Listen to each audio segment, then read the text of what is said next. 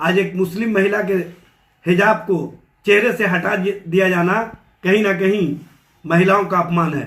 महिलाओं के साथ किस तरह का व्यवहार नीतीश कुमार जी करते रहे हैं, यह स्पष्ट रूप से आज प्रमाणित हो गया।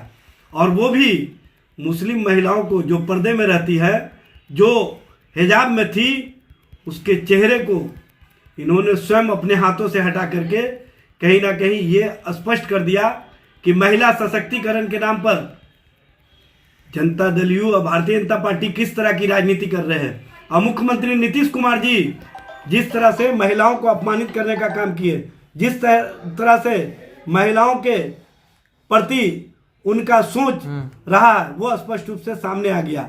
महिला का हिजाब हटाया जाना, महिला को पर्दे से बेपर्दा किया जाना, कहीं ना कहीं भारत के संविधान और संवैधानिक व्यवस्था में जो सभी को अपने संस्कृति, अपने धार्मिक आज़ादी के अनुसार जीने का अधिकार मिला हुआ है, उसको छीनने का कार्य किया गया है।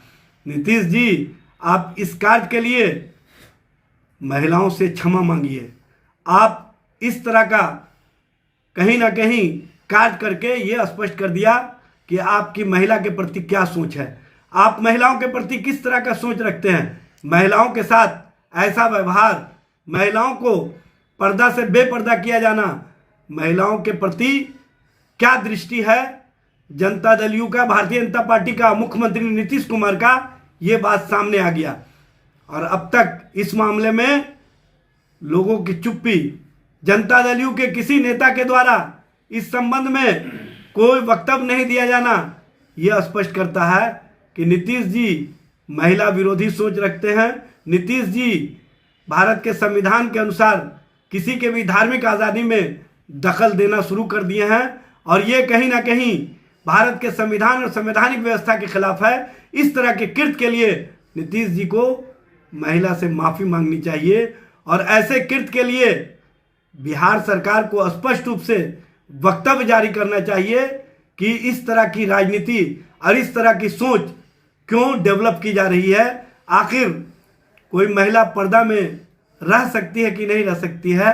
आपने इस तरह का कृत्य करके स्पष्ट कर दिया कि अब आपको पर्दा पसंद नहीं है, आपको मुस्लिम महिलाओं के प्रति जो सोच है वो स्पष्ट रूप से सामने आ गया कि आप आरएसएस और भारतीय जनता पार्टी को खुश रखने के लिए हर वो राजनीति करना चाहते हैं जो राजनीति कहीं ना कहीं भारत के संविधान और संवैधानिक व्यवस्था के अंतर्गत किसी को भी नहीं मिला हुआ है। देखिए, यह जो विजुअल दिख रहा है ना, वो कि एक प्रोग्राम का है जिसमें माननीय मुख्यमंत्री नीतीश कुमार जी आयुष चिकित्सकों को सर्टिफिकेट दे रहे हैं।